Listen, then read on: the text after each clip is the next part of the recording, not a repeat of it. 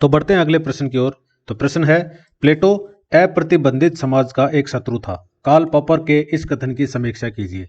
Karl popper basically प्लेटो के critic हैं, बहुत बड़े क्रिटिक हैं। इन्होंने कहा है कि Plato is enemy of open society, ये खुले समाज का दुश्मन है, अप्रतिबंधित समाज का एक शत्रु था।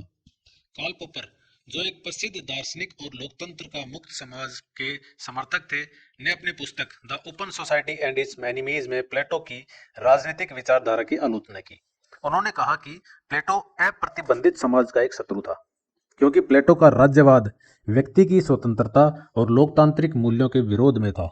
बेसिकली ये कह रहे हैं कि प्लेटो ने जो राज्य की संकल्पना दी थी, जो एक आदर्श राज्य कहने की जो बात, आदर्श राज्य बनाने की जो बात कर रहे थे, उसमें कहीं ना कहीं व्यक्ति की स्वतंत्रता का हनन होता है और लोकतांत्रिक मूल्यों का विरोध भी हो रहा है। ये किस प्रकार से हो रहा है, इन्होंने क्या पॉइंट दिए हैं वो देखते हैं। प्लेटो का आदर्श राज्य देखते हैं, एक प्रतिबंधित समाज है कि नहीं। प्लेटो ने अपने ग्रंथ रिपब्लिक में एक आदर्श राज्य की परिकल्पना की थी, जहां समाज को 3 वर्गों में विभाजित किया गया था। एक था शासक वर्ग, दूसरा सैनिक वर्ग, तीसरा उत्पादक वर्ग। शासक वर्ग था दार्शनिक राजा का, जो ज्ञान के आधार पर शासन करेंगे। सैनिक वर्ग वो वर्ग था जो राज्य की रक्षा करेगा। और उत्पादक वर्ग जिसमें किसान, व्यापारी और श्रमिक होंगे। इस व्यवस्था में सत्ता केवल दार्शनिक राजाओं को दी गई थी, जो बहुसंख्यक जनता से ऊपर थे। व्यक्तिगत स्वतंत्रता और लोकतांत्रिक चुनाव की कोई गुंजाइश नहीं थी, यानी किसी भी प्रकार का कोई चुनाव नहीं हो रहा यहाँ पे। नागरिकों के व्यवसाय और कार्य तय करने की स्वतंत्रता नहीं थी, बल्कि राज्य के अनुसार उनकी भूमिका निर्धारित की जाती थी। हमने देखा कि किस तरह से शिक्षा का जो इन्होंने सिद्धांत दिया था, उसमें शिक्षा के द्वारा व्यक्तियों को 3 वर्गों में विभाजित किया गया और उन वर्गों से एक फिक्स काम करने के लिए कहा गया। और ये कहा गया कि एक न्यायपूर्ण समाज तभी स्थापित हो सकता है जब हर वर्ग अपना अपना कर्तव्य निभाए और एक दूसरे के कार्य में हस्तक्षेप न करे। तो नागरिकों को व्यवसाय और कार्य तय करने की स्वतंत्रता नहीं थी, बल्कि राज्य के अनुसार उनकी भूमिका निर्धारित की जाती थी।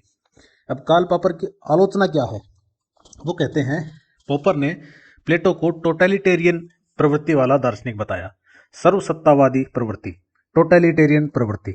उन्होंने कहा कि प्लेटो का राज्य व्यक्तिगत स्वतंत्रता को दबाने वाला था, क्योंकि उसमें नागरिकों को अपनी इच्छानुसार जीवन जीने की स्वतंत्रता नहीं थी।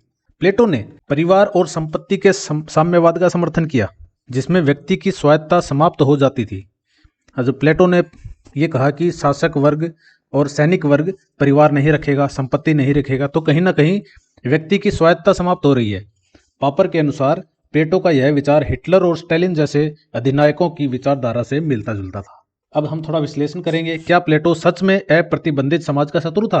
अब देखते हैं, प्लेटो का उद्देश्य एक न्यायपूर्ण समाज की स्थापना करना था, लेकिन उसका तरीका लोकतांत्रिक नहीं था। वह नैतिकता और आदर्शवाद पर आधारित समाज चाहता था, लेकिन उसने व्यक्तिगत स्वतंत्रता को सीमित कर दिया। हालांकि प्लेटो के विचार समाज की स्थिरता और संगठन के लिए थे, न कि केवल दमन के लिए। निष्कर्ष यह निकलता है कि कार्ल पॉपर की आलोचना काफी हद तक सही है, क्योंकि प्लेटो का आदर्श राज्य वास्तव में व्यक्तिगत स्वतंत्रता और लोकतंत्र के विरोध में था। हालांकि यह भी सच है कि प्लेटो की मंशा सर्वोत्तम शासन को स्थापित करने की थी, न केवल निरंकुशता फैलाने की। अतः प्लेटो को पूरी तरह अप्रतिबंधित समाज का शत्रु कहना एक सीमित दृष्टिकोण होगा। तो इस तरह से हमने एक बैलेंस्ड आंसर दिया है।